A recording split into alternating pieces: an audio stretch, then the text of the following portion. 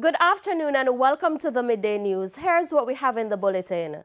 States of public emergency reinstated, 2 additional divisions now under the measure. Prime Minister responds to criticisms about SOEs as a crime-fighting measure.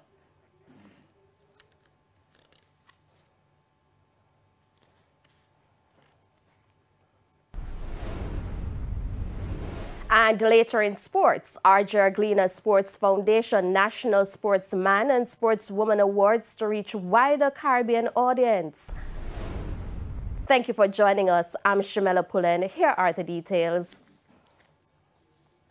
The states of public emergency that expired 1 week ago have been reimposed. Another set of states of public emergency has been announced across the island. This time, St. Anne and the St. Andrews Central Police Division have been included. Prime Minister Andrew Holness made the announcement a short while ago. 1 in the entire parish of St. Anne, Clarendon, St. Catherine, and specified areas in the parishes of Kingston and St. Andrew. The other is in the entire parishes of St. James, Westmoreland, and Hanover. Justifying the need for the enhanced security measures, the Prime Minister says the last declaration saw a reduction in major crimes in the areas where they had been implemented. He says security officials have been concerned about the measures ended midnight on December 12. Unfortunately, an increase in criminal activities in these areas, and indeed a threat to property and in some instances public disorder. The new SOEs will expire midnight on December 20. In the meantime, Prime Minister Andrew Holness did not mince words against critics of the government's intent in the fight against crime, O'Shane Masters reports. Prime Minister Andrew Holness says the need for the imposition of the states of public emergency is justified. His comment follows criticisms from the opposition and other groups within society which have bashed the government for using the measure as a crime-fighting mechanism. Speaking at a press briefing Tuesday morning, Mr. Holness said those individuals are living in a, quote, dream world, end quote. Now he says, based on evidence, the country is under threat from organized criminal elements. The people who complain about the SOEs are not the people who benefit from them in the communities where they have to hide under their beds, hide their daughters, can't go to church, and they see their sons and their boyfriends and husbands killed. That's a reality. The government is trying to build up our capacity. The Prime Minister also had this word. But there are those who are entrenched in the system for only political reasons, who parade as if they are independent, but they are political activists trying to obfuscate, confuse. For what purpose? To save your life? No, to gain power. The opposition People's National Party was not spared from the attack of the Prime Minister. But I wish to use this platform today to make it absolutely clear that those who take comfort that the opposition will continue to derail the government's attempt to save lives and reduce violence, that there is no such comfort to be had, because the government will be relentless on all fronts to combat your criminal and violent intent. In the meantime, Mr. Holness says he will be traveling to Washington later today to further deepen relationships in a bid to reduce transnational crime. According to Police Commissioner Major General Anthony Anderson, some 30 individuals are on a targeted list of suspects. They can't feel that they are free to influence, direct, solicit, and finance crime in Jamaica. So I head to Washington to have meetings with the Justice Department, the FBI, and other entities there, because I'm serious.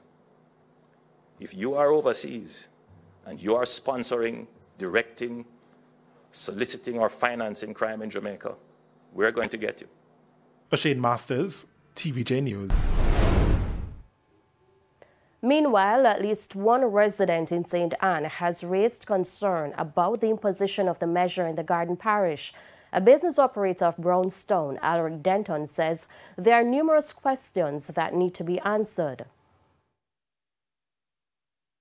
No, because crime is not underneath on a rise in St. Anne, so to speak. We only have a little bit of patches now and here and there, but nothing of severe. We call down this thing, and after 2 years of locking down in the country and that pandemic, we are going to a Christmas season when we are trying to recuperate. Nothing not going on.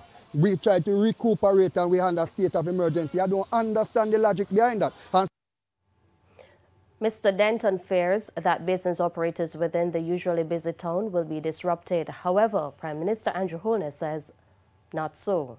Construction of the powers that will be deployed in the SOEs will be mindful of commerce, of entertainment, and of persons' movement. So the notion that somehow the SOEs will cripple business or cripple commerce, that's false. Now, I noted that following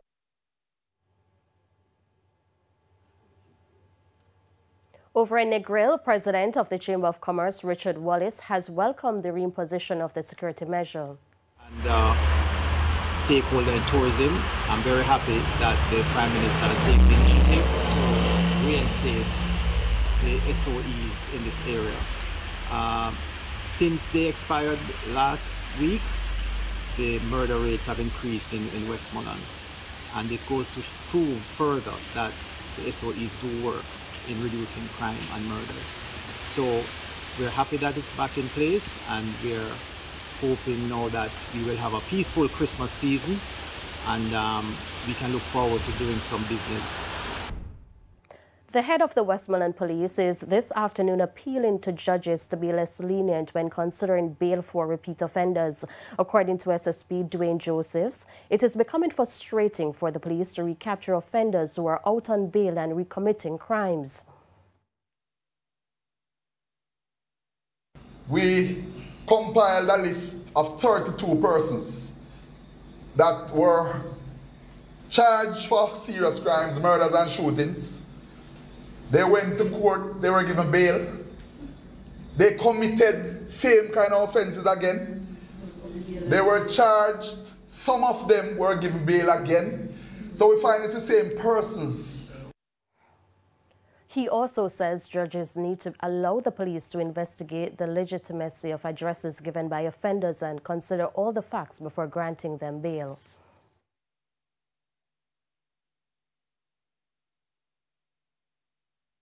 Consider all the facts.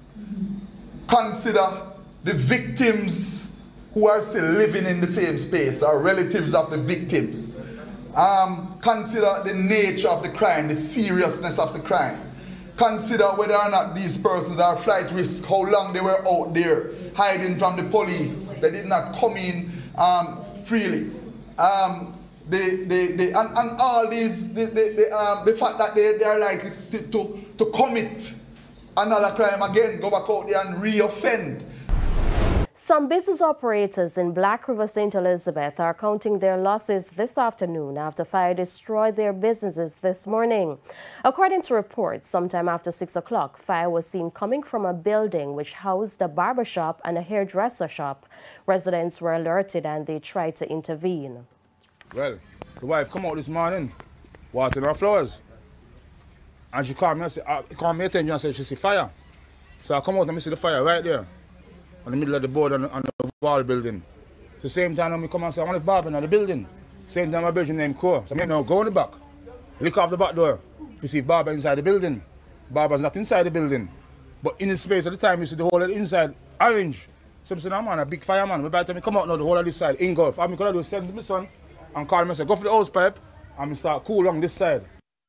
One unit from the Black River Fire Station continued the cooling down operation. The cause of the fire is not known. Nothing was saved.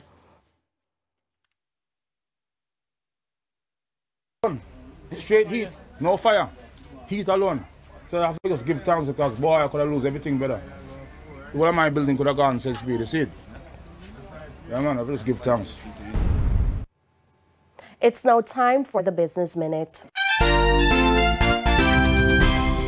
The Jamaica Stock Exchange, JSE, and the Dutch Caribbean Securities Exchange, DCSX, have signed a memorandum of understanding towards building and leveraging synergies to grow the financial markets in both jurisdictions. Both stock exchanges will be partnering in areas such as digitization, market education, cross-listing, and accessing the European markets.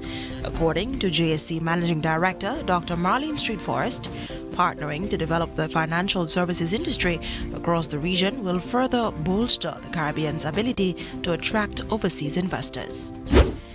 In business overseas, Chinese fast fashion retailer Shein, the subject of recent controversy around alleged labor rights abuses, says it plans to invest $15 million to improve working conditions at factories in its supply chain.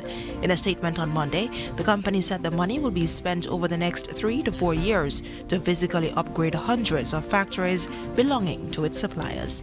That's it for the Business Minute. I'm Cody Ann Barrett. It's now time for the top regional and international stories. In the region, the United States has extended the Temporary Protected Status, TPS, for Haiti for an additional 18 months due to extraordinary and temporary conditions in the country. However, Haitians who entered the United States after November 6 this year will not be eligible for the protected status. The U.S. Department of Homeland Security says the decision was taken due to the socioeconomic challenges, political instability, gang violence, and crime in the country. It further noted that the eligibility criteria and the timelines will be announced at a later date. In news overseas, Fox News chairman Rupert Murdoch will be deposed as part of a defamation lawsuit filed by Dominion Voting System. A court filing shows that the Murdoch deposition will take place next Tuesday.